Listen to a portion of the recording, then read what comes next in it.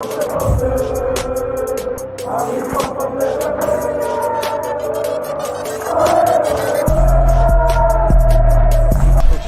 out to Kopish. Shout out to Kopish, guys. Keep all the good work the up. two legends, Emil Heskey, Howard Gill.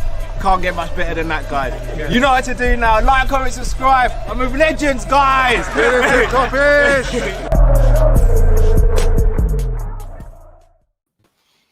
Good morning, good afternoon, good evening, wherever you are watching around the world. It is Kopish. We are back again with another preview, and this time it is for what has become the biggest game of the season, in my opinion. Maybe not so much this year because we're walking with our tail between our legs at the moment, but I still look forward to this one.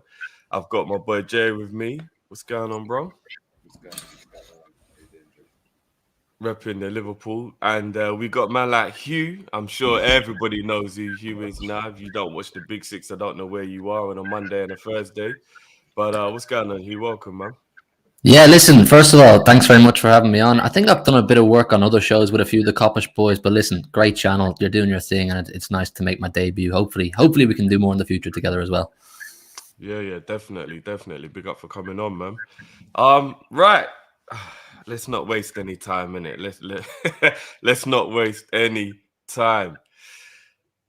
I don't think there's ever been a time in recent history where this game hasn't really meant much in terms of the table, because we all know that there isn't even you know what I mean? I think, Jerry, I speak for all Liverpool fans where we know we're not touching Man City this year. But obviously we've got to get our season up and running, and I'm hoping that this is like the motivator. You know, that game that kind of like kicks you into gear. And time for the ninth time this season in the Prem. Yeah, no, that's true. Yeah, every time we think this will be the game, but now we really need the, you know what I mean, clear, like we need that. Do you know what I'm saying? So Jerry, obviously, because we're the home team, I'll start with Liverpool, bro. After the Rangers game, it was a nice little kind of boost. Last time we beat up Bournemouth 9-0. The following game was it the Man United game, if I'm not mistaken, after the Bournemouth game, or was the Man United game before the Bournemouth game? I'm trying to remember. No, it was Man U, then it Bournemouth, wasn't it? Then we beat Newcastle. Newcastle last night. Yeah, okay. So we did follow up the Bournemouth win with a win, albeit it was in the 93rd minute. I'll take a 93rd minute winner against Man City. I don't care. I don't care how we beat him when we beat him. But what would you kind of say coming off the back of that Rangers win? Did it mean anything? How are you feeling going into this one from a Liverpool point of view, bro? I mean, from like a basic standpoint, obviously beating any team and scoring 7 goals away from home, especially in Europe, it is a big feat. Nonetheless, it's difficult. I don't know how to view the game, because for me, the Bournemouth game, as an example, was an anomaly. If you look at the season, it was just a random freak result, and then our performances went back to basics with Newcastle, where we managed to scrape over the line, but we knew that the next game after that was, I mean, we're going to look iffy. And looking at this City game, more than anything, I want the performance to match the performance that we did in the second half. If that happens, and even if we lose, then for me, Liverpool get back on track. But I can't really speak on, I don't really know where to put this result and how to mark it up against the challenge that we've got with City in the upcoming fixtures in October, because as we've seen with Liverpool, the inconsistencies are ridiculous. So we'll have to wait and see. I mean, look, 7-1, second half performance, really, really good. I guess considering, I mean, you can't pick who you play. We can't really go into the City game with a better result, really. I mean, that's the best result really you could hope for, but it's a different proposition. It's a completely different task against City. So yeah, it's difficult. It's difficult to figure out, really. Yeah, man. Hugh, obviously you guys coming off the back of a draw, but I mean, it was pretty much, you had 10 men. I'm not really going to read into that one too much. And obviously with Haaland being rested as well, it was probably a game even Pep wasn't that bothered about. You know what I mean? You're going to blitz that group. What's the Man City feeling coming into this one? It's mixed emotions, really. It's mixed emotions. I think we've had a perfect build up to this game, as perfect as it could be. I know that the Copenhagen thing, we didn't get all 3 points, and I think Pep managed that game perfectly, like as perfectly as I would have asked for. Like when the final whistle went and I saw Haaland didn't cross the white line, he didn't play. I was like, yes, thank God. I want him as fit and fresh as possible for Sunday, because people like Van Dijk, who hasn't been at his very best so far, or for a while now, and even Konate come back from injury, they're going to want to make a statement. I think Liverpool, as a team in general, will want to make a statement. I see people in the chat saying it's a bit of a free hit, and in some way it is, because the pressure is entirely on us. The pressure is absolutely on us. With your poor form, we've got the robot up front doing his thing. We're unbeaten this season. There's a certain level of expectation that we should go to Anfield and absolutely trance you. But the thing is, we're going to Anfield, and it's the only ground probably in Europe that I go to every single season, regardless of how well we're playing, regardless of what form we're in. I get nervous going there. It seems to be a common theme that even when we are the better team on paper, even when we are absolutely killing the league, we seem to often go there and freeze like rabbits in headlights. We get absolutely frozen. I don't know, is it the atmosphere gets to us? I don't know, do you get under our skin? I don't feel the same about Old Trafford, Emirates, Stamford Bridge. None of these places, even in Europe, none of these places faze me. I back us to go there and do the job no matter where we go. But there's something about Anfield that just gets to me, and I think it has gotten to the players too. But those last 5 years, that's how it's been. But going into this game, there's a completely different dimension. You're not at the races in the way you have been. That footballing rivalry probably isn't the same as it was even last season. I think there's a huge psychological element at Liverpool Football Club, and you guys can speak on that. The downfall of last season, challenging for quadruple, is that having an effect? Is there an element of the players say, how do we lift it again? But I go back to it. I'll keep going back to it. The only way I don't see us winning, and possibly winning comfortably, is if we just freeze. We get absolutely frozen and we get spooked by Anfield once again. I don't know what it is. Is it those four walls? Is it the stadium? Is it the atmosphere? You guys last tell me. It seems to be a place we struggle in. But in terms of form, I have to be full of confidence. I can't lie and say I'm not confident. Boy, I wouldn't even believe you if you did, bro. I wouldn't. I just think you were being nice. A couple of people are saying the audio. I can hear a bit of an echo. Can you hear a little bit of an echo? Or is it just me? I can hear a little one. A little. Yeah, I don't know. Hold on, let me check something. Let me.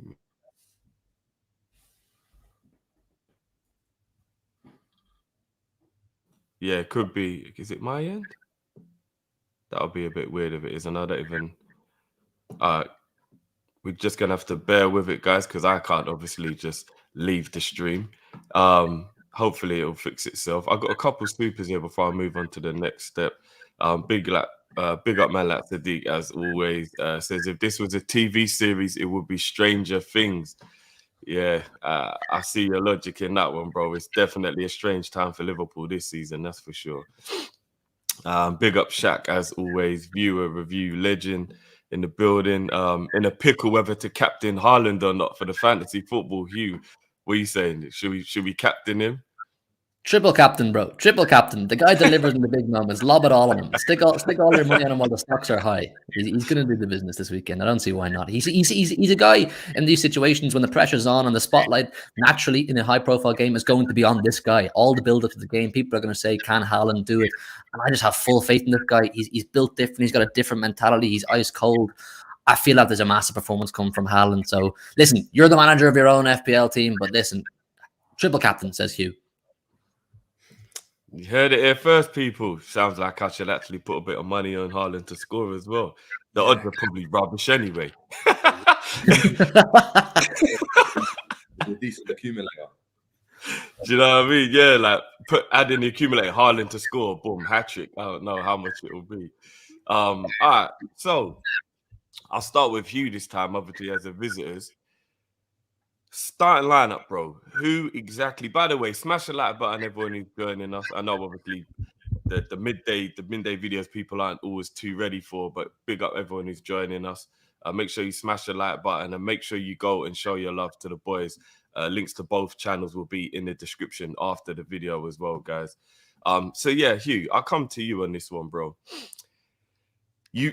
We kind of know who's gonna play usually. But now we kind of don't. Last two games, Klopp's been switching it up. He's been playing different players, resting players. We don't know. I don't know what's going on. if I'm being honest, it's stranger things right now, like Sadiq said. But you guys kind of know who your team will be. Who will be the starting 11, do you think, going into this one from a City point of view?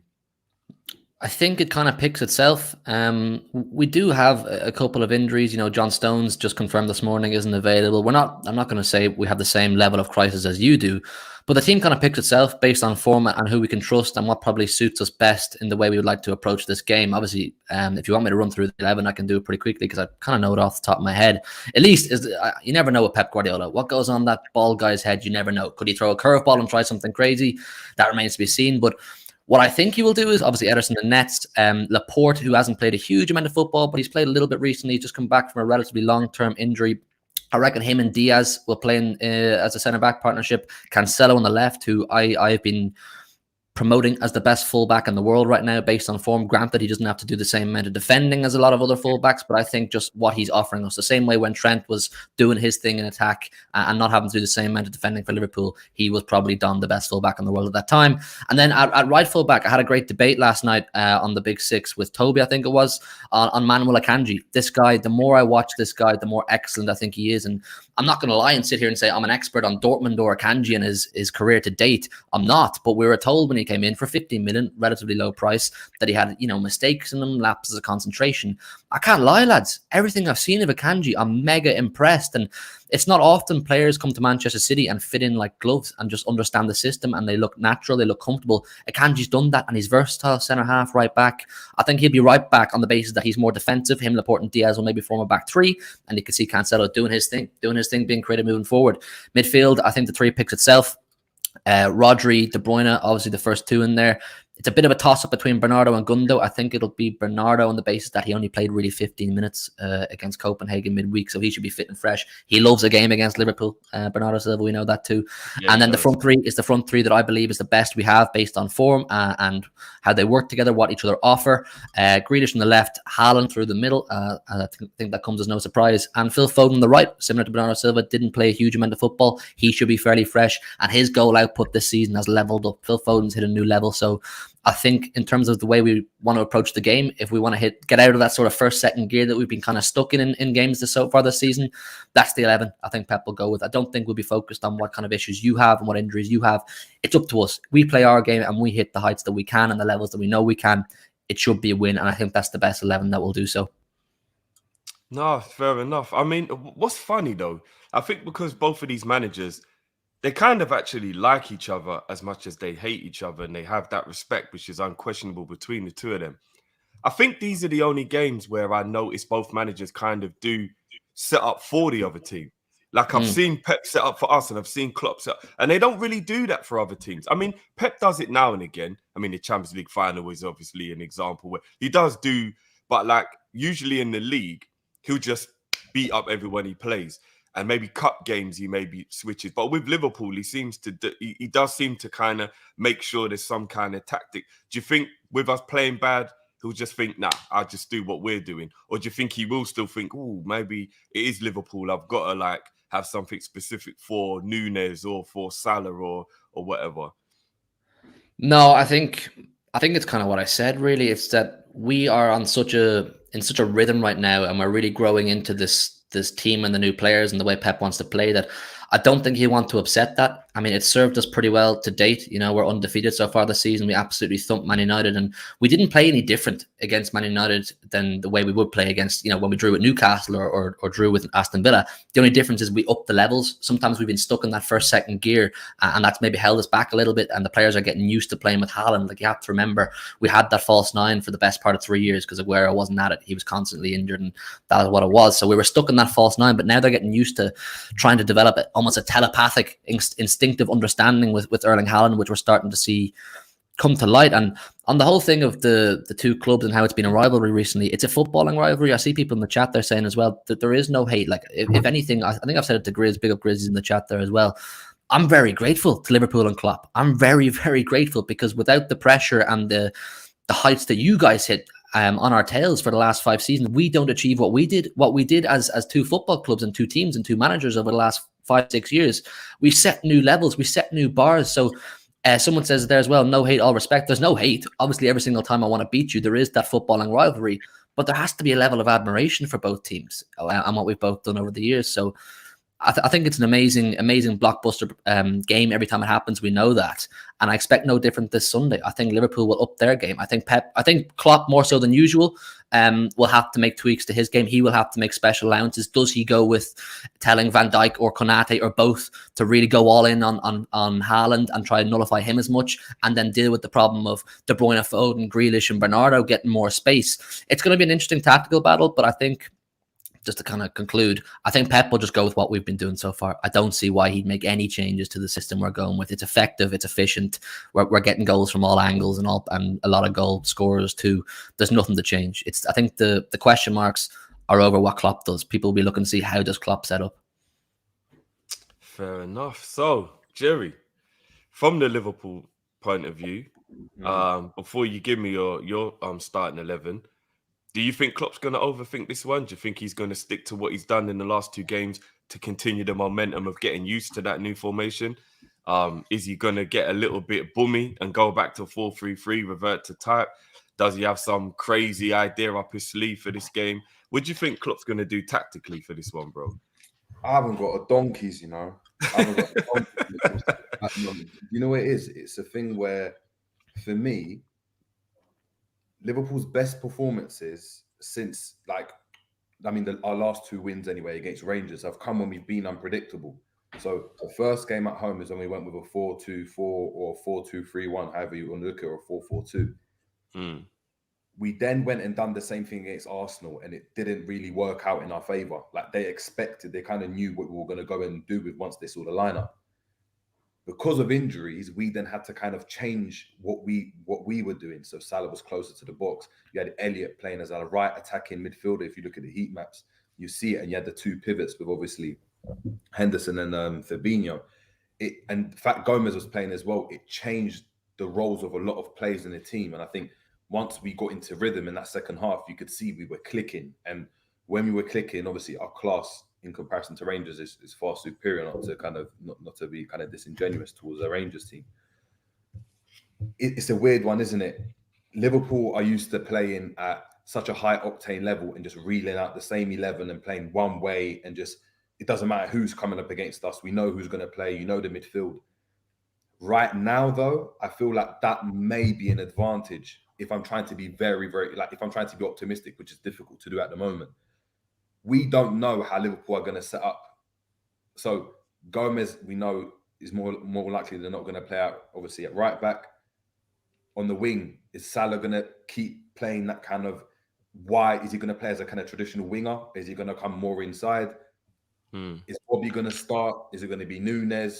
Do we play the same team that played against Rangers and then have Salah on the bench and bringing on to kind of, do you know what I mean?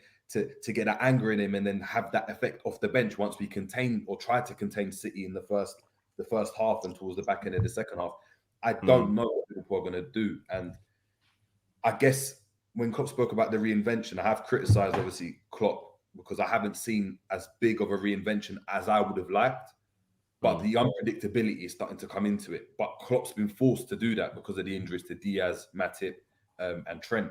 So it'll be interesting. Obviously, we can run through 11s. I don't know if you want me to run through the 11. Yeah. Just quickly give. I mean, a couple of people are saying that Ibu wasn't in training. That's a worry. Thiago missed training before the Arsenal game, but thankfully it looked like it was a precaution because he played in the Arsenal game. With Ibu just coming back from injury, could it have been a day off? Could it have been the same type of thing where he's giving him a day off, hopefully, like he did with Thiago, rather than just overtraining him, which is something we've criticised. It'd actually be a blessing if he started to realise every player doesn't need to be triple training session every bloody day. Do you know what I mean? Let's hope. But I mean, under the premise that Ibu is okay, which obviously we all hope. Give me your first 11 for the game, bro. Same back line as we did against Rangers. I don't think there's so Ali in goal, Gomez, Konate, Verge, and Tsimikas at left back. I know Robbo's just come back, but do we just chuck him in? I don't know. I want to see some sort of consistency, and I think with that type of performance and the fact that he's a threat from set pieces, that's going to be a big factor in this game from a Liverpool perspective. So I'd go with Tsimikas. I'd go with a double pivot of Thiago and Henderson.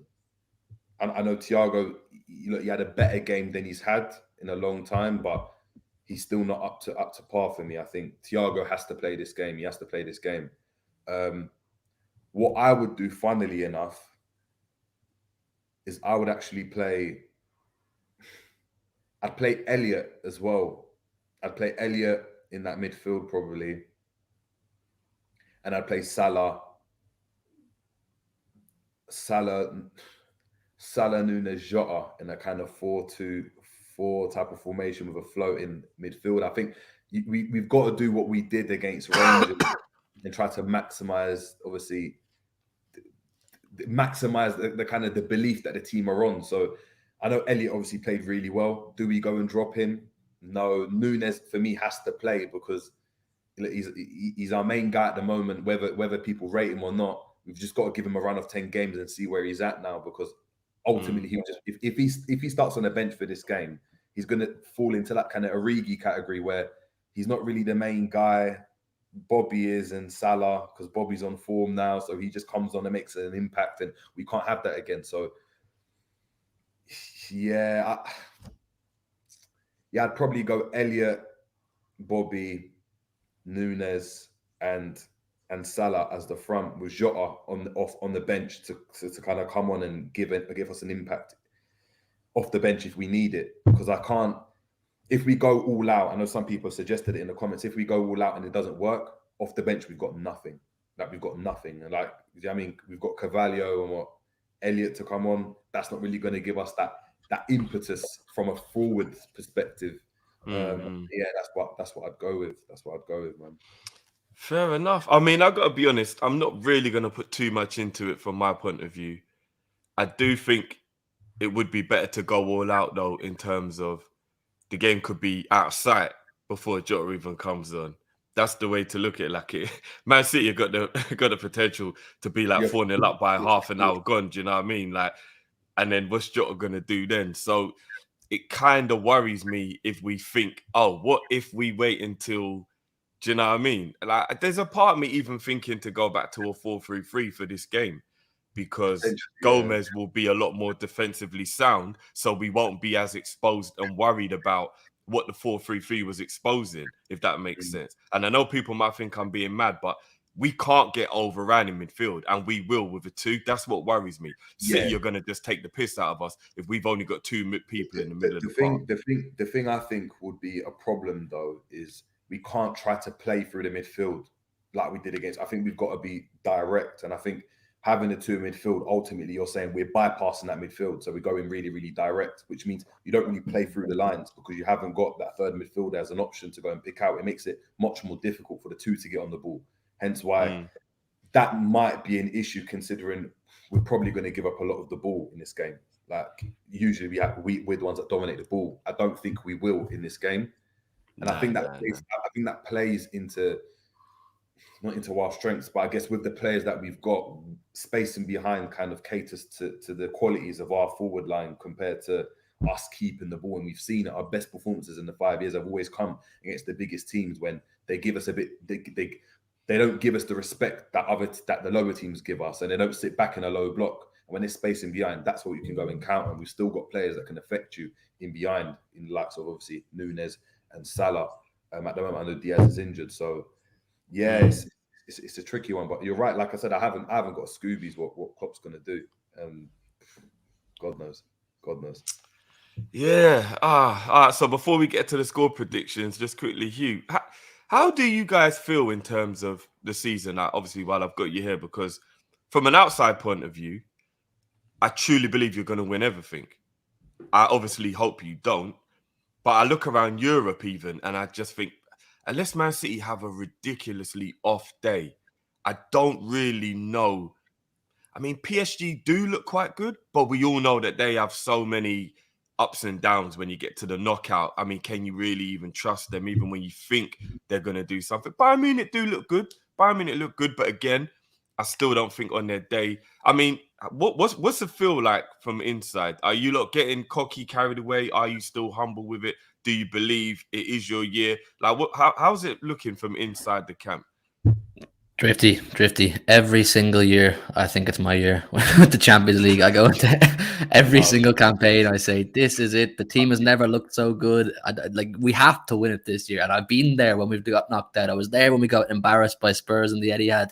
The controversial VARs. I've watched it all, and we seem to let ourselves down and embarrass ourselves really in that competition, because over the last 5-6 years we have been the favorites, the bookies' favorites every year to win the competition, and something goes wrong. What that is, I don't know if you can put your finger on it. I mean, last year you put it down to lack of character. They let themselves down massively in that Real Madrid tie. The last 5 minutes, they didn't do what they should have. They didn't show experience and just do what Real Madrid essentially did in extra time and start rolling all over the ground, booting the ball into Rosette and just wasting time. We didn't do that.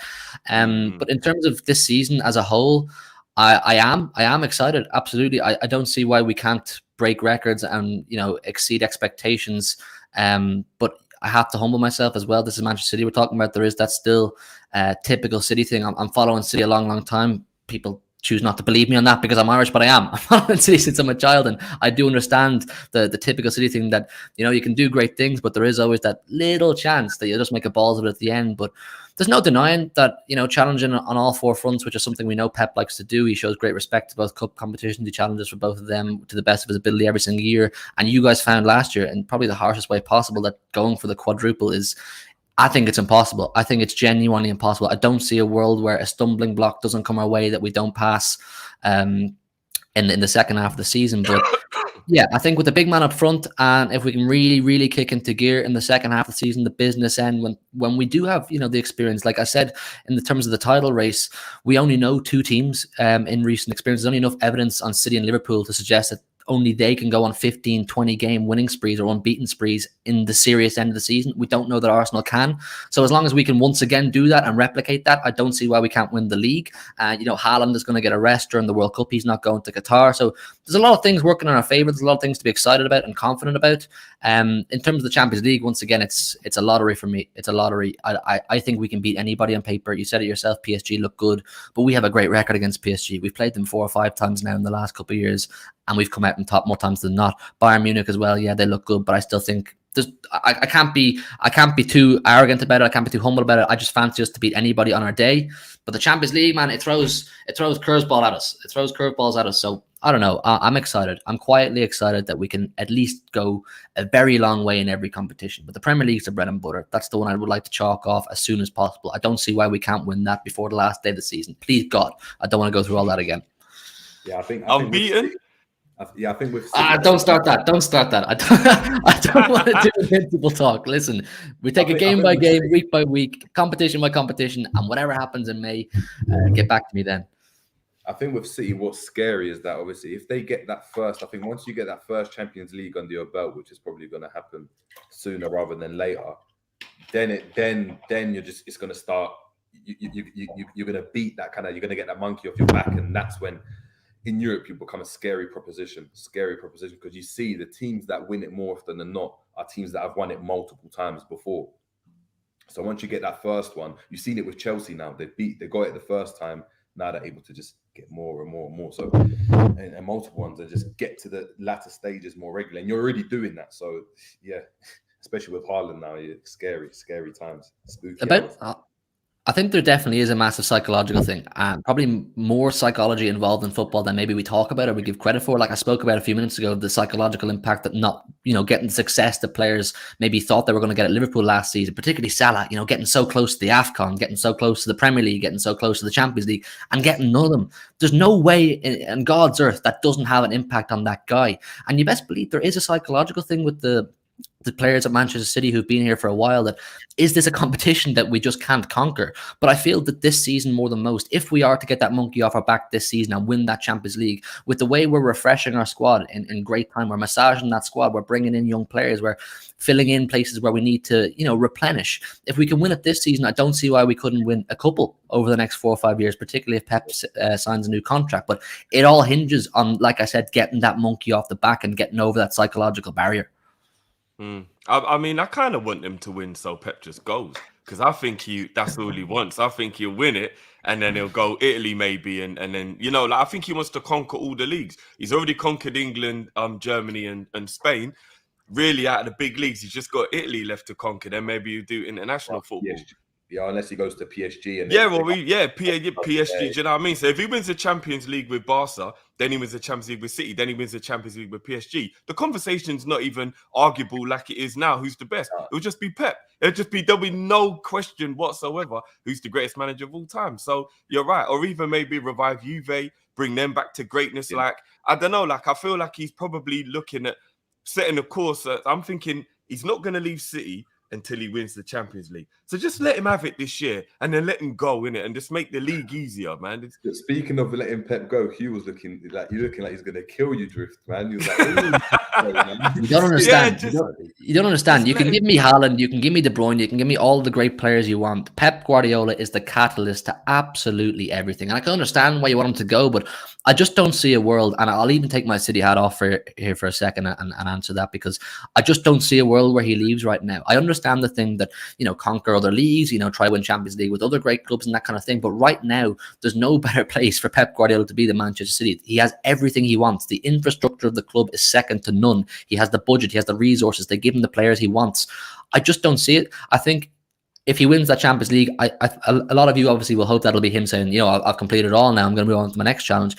Knowing Pep the way I do and the way I follow Manchester City and listen to him speak and the interviews that I see on a daily basis, I think it's him saying, there's a real opportunity here to build a serious legacy at Manchester City and dominate and build a whole era that people will look back on in awe in the English Premier League. And I think that's the mindset he's on, which is why it's not being confirmed, but there's a lot of talk that we're getting close to, or they're in negotiations for extending maybe a 3-year contract. That doesn't sound like a man who's thinking of possibly starting at Juve or PSG, like he suggested. I think he realizes there's a real opportunity here to win, 7, 8, 9, 10 Premier Leagues because of the way our club is being run. He's been given every single player he wants, every single area of the pitch, the infrastructure, the youth academy, everything is set up to a T for Pep Guardiola to hit the highest heights that Manchester City ever has, first of all, and possibly the Premier League has ever seen. I'm not saying we're going to outdo you in Premier Leagues and First Division trophies, if you like, but definitely set up a whole era that people will look back on, the Pep Guardiola era, almost similar to Sir Alex Ferguson era, and go, wow, that was just absolutely amazing.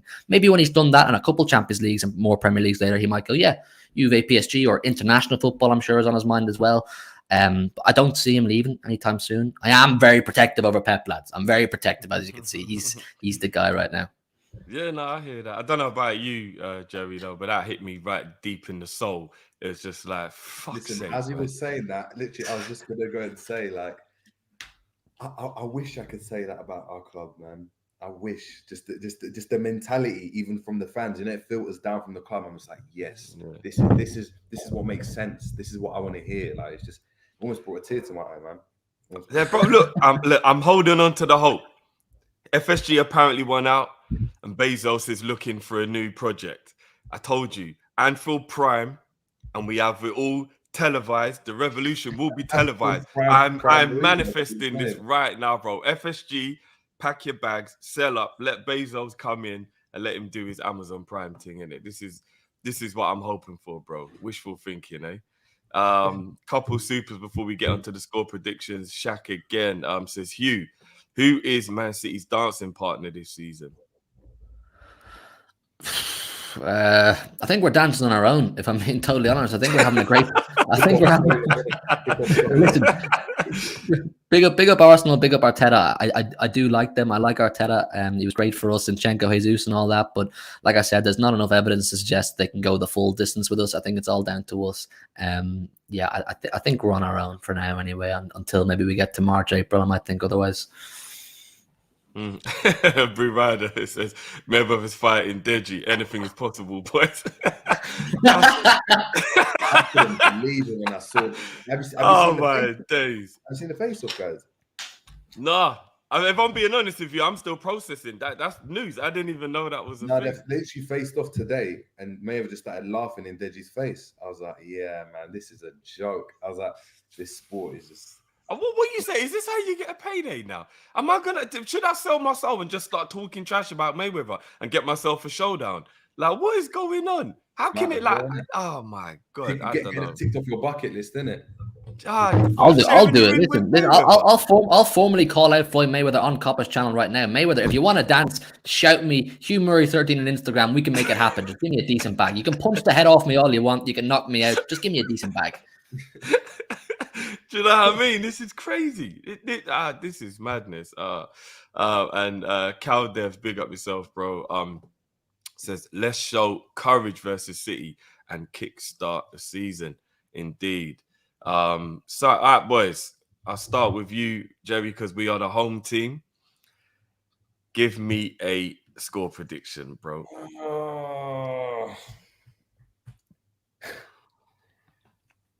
I'm gonna give two scenarios and give two different score lines or predictions. If we manage to contain City in that first half and we don't concede in that first half, oh, that's not happening. But yeah, for proceed. I know it's not. But hypothetically, if we manage to somehow just not concede first and contain City, even if we were to score first and then they score back, we could nick something. I mean, look, Hugh spoke about it. Anfield. This might be the game that the lads finally get up for it. Anfield might obviously, it's looking like, I mean, we're going to put on an atmosphere that we haven't done in a long while, to be fair, at Anfield. So from that perspective, like I said, the intangibles should all be, they're all kind of, I mean, the stars have aligned in that regard. If we concede in the first, 10, 15 minutes, it could be a slappage. It could be a 4-1, 5-1, because once Liverpool, if Liverpool score first, City obviously are going to come at us, and that's going to leave some space for us to go and kind of attack, and we could obviously catch them on the counter. If City score first and we try to go and play out like we did against Rangers and just be a bit braver in terms of move our line a bit higher, we're just going to get exposed. And it's going to be a similar thing to what happened with at United. I can't see anything else. And yeah, I hope I'm wrong. But for that, if we score first, I give it 2-1 Liverpool. But it'll be very, very cagey. I think we'll be dominated by City. If City score first, I think it will be like 4-1 loss. It'll be a 4-1 loss. Yeah, I'm not gonna lie, bro. We've only scored first 3 times in the last 17 games, I think it is. So I mean, the chances of us going, and I'd just like to carry that, bro. With those 3 games were both Rangers games and Bournemouth. So sorry, Rangers scored first. My days, in the return leg, Rangers actually scored first, bro. We've only scored first 2 of the last 17. Yeah, bro, I don't really. Yeah, so guys, just forget what I said about scoring. 4-1 City. But I want to caveat it. I hope more than anything, look, forget the result because we're not going for titles and none of that. Just scrap this. Yeah. I want to see it. If the performance all round is really good, but we get beaten, I'm more content with that than if, do you know what I mean, our performance is rubbish and we scrape the result, because we've seen, like, we've scraped through against Newcastle and then we lost against Brighton and that. Do you know what I mean? So for me, the performance is paramount. If we can get the performance on par with what we did against Rangers, even if we were to lose a 1-0, 2-1, I'll be over the moon, to be fair. I'll be over the moon. That for me will be a result, which is mad, us saying this, considering we were on for a quad and challenging with City for the title last season. So, yeah, man. Yeah, do you know what? I hadn't actually. Big up everyone for reminding me. Yeah, it is 3 games because I think we did take the lead against Ajax, did we not? I think we did take. We did. I think the Salah's goal. Yeah. So it was 3. Yeah. Hugh made a good point though that I haven't actually thought about. Salah had way too much disappointment in 2022. I think that even us as Liverpool fans, even though the change of position, I think has really affected him more than anything.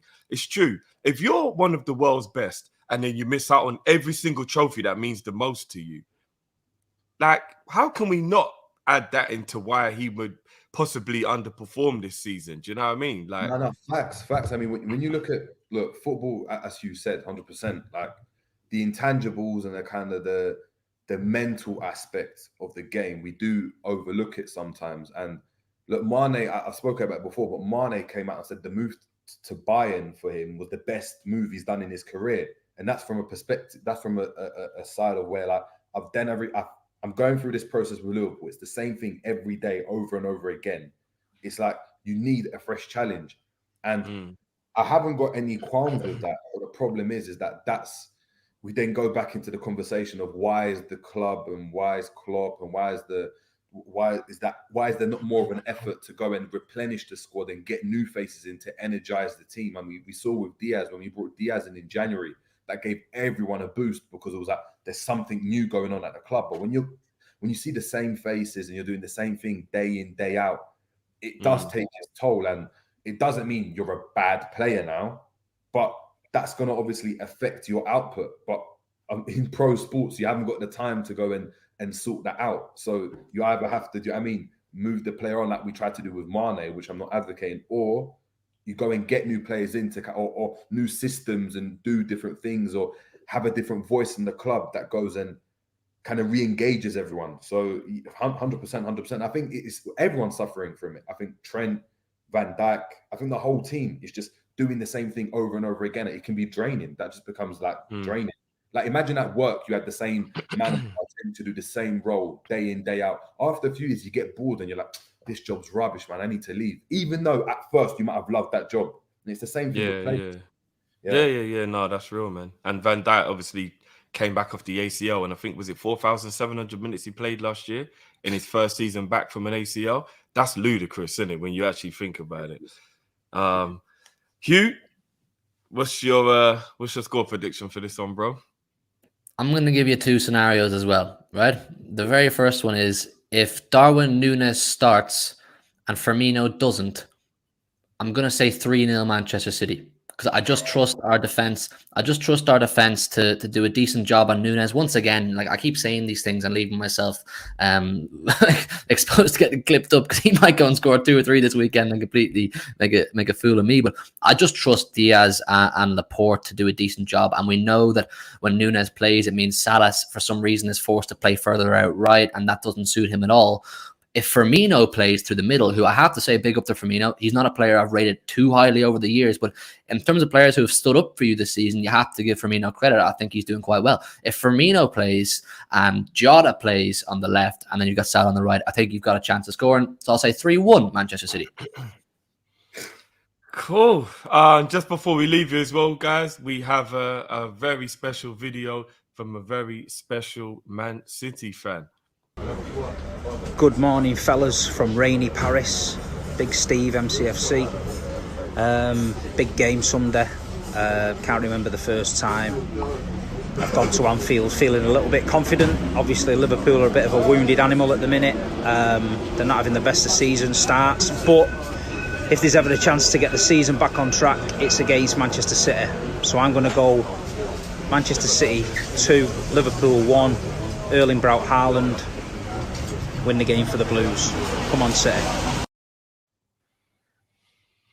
Big up, Big Steve for that one. Unfortunately, couldn't be with us. He's in Paris doing big things. But he sent us that little message in, and we'll definitely be doing something with Steve and Hugh later on in the season. So there you have it, people. I'm not going to give my... Your score prediction. I'm just the mediator today, bro. Nah. Don't do that, man. Give us a prediction. Look, you lot don't want it. Only Hugh's gonna want to know my one. I steer very. If you've got plans on Sunday evening, make sure that your emotions don't affect what it is that you want to do on Sunday evening. I think we're gonna get smoked 4-0 City. Wow. You know, if that happens, it's downwards from there, you know. No, I think we can kickstart our season afterwards. I think we're just getting this one out of the way. Mentally though, it's the highs and the lows, isn't it? You come off with a 7-1, you then get battered 4-0 by the team that were your closest rivals last season. Like everyone starts to look around and just, do you know what I mean? Is that listen, we couldn't even get up to that game. I hear that. But I know for a fact they're going to score first. And the fact that they're going to score first, as you said, it plays into their hands so much that they're just going to do to us what they did to Man U. Get the first goal. We're a bit rattled by it. They take advantage of it. They're probably 2 or 3-0 up by halftime. We're fully chasing the game, and then they pick us off. That's what's going to happen. Like, I've literally watched it happen all season, except the other teams we've played haven't been anywhere near as good. So we've been able to, like, maybe hold on, come back, get a draw out of the game. The Arsenal game, we got robbed. We're not going to do the saltiness, but VAR screwed us for the first goal. It wasn't a penalty. We should have had a penalty. That game, I don't look at with any anger in that way, because Arsenal, they got away with one there. They got away with one. But I think we weren't good enough as well. I think we weren't good enough. I think when you start looking at decisions in general to go and kind of bail you out of games, and you haven't put out like a solid performance, then for me it's just that's true. But only in the second half. I think the first half we were good. I think the second half is where but then Klopp did the whole mad formation change in the second half. Yeah, Henderson at right wing, and all that stuff. So you know what I mean? Look, I just, unfortunately, community, apologies, man. Like, you lot know I'm a real one. I'm not just going to stick out my chest and say things for the hell of it. Like, I have to talk about what's real, and they're going to score first. That's a fact. And then I just see them picking us off. I really don't see how we get back into the game. Man City don't give up leads. That's the thing. So you're right. If we score first, there's a possibility. There is a possibility. But Man City don't give up leads. We're chasing this game. Bernardo, De Bruyne, they're just going to pick us off. Do you know what I mean? Like, yeah, you know what I mean? So we'll see. We'll see. But yeah, unfortunately, guys, you asked for it, so I tried to keep it to myself. Do you know what I mean? But yeah, do you know what, Theo? It's true. I think we should just do a Netflix watch along. What's new on Netflix on Sunday? We're not going to watch the game. We're doing Netflix. Everyone, let us know in the comments what you want us to do on Sunday. We'll do a watch along for a Netflix special. But yeah, pleasure as always, Jay. And obviously, it will not be the last time we'll have you on, bro. And you, big up, man. It was your debut. Brilliant. And we'll definitely do something again in the future as well, bro. And let the people know where they can find you, Hugh. Yeah, so listen, my YouTube channel that I do myself every day, I stream every single night, is called the 1894. We're in or around 100 subscribers away from 4K at the minute. So if your fantastic Kopish community could help me out on that pursuit, that would be absolutely fantastic. But yeah, you'll see me in the Big Six twice a week. I do some streams with Never a Foul, so big up Big Six, big up Never a Foul too. You'll see me all over the place. But if you could help me on the road to 4K on my personal channel, absolutely fantastic. And listen, it's been an absolute pleasure chatting to both of you. I do look forward to doing this again. And yeah, big up Kopish. Except for Sunday. I hope you're miserable on Sunday night. Yeah, I understand. We will be. We will be. And they, Jerry, just let the people, I mean, they already know you already, bro, but just let them know where they can find you, bro. Yeah, the at's in the description. So the Jay James Show stream like 3-4 times a week. Most of the community already know. Hit me up on the socials, so Instagram, Twitter as well. The handle's exactly the same. And then also catch me on other shows, so Clock Zone, Football Terrace, Big Six Bands, Saint LFC TV as well. So big up everyone on there as well. Yeah, big up, man. And as I said, I'll put the link in the description to both channels afterwards as well. So make sure you go and check that out. And Big Steve as well. Make sure you go and show your love and support for Big Steve as well, people. So we will be back later on this evening at around 8-ish, guys, for the call-in show. You know, that's your show. So make sure you join us then. Smash the like button on the way out. Smash the like button if you're watching this afterwards. Subscribe if you're new, and we will catch you on the other side. Until then, peace.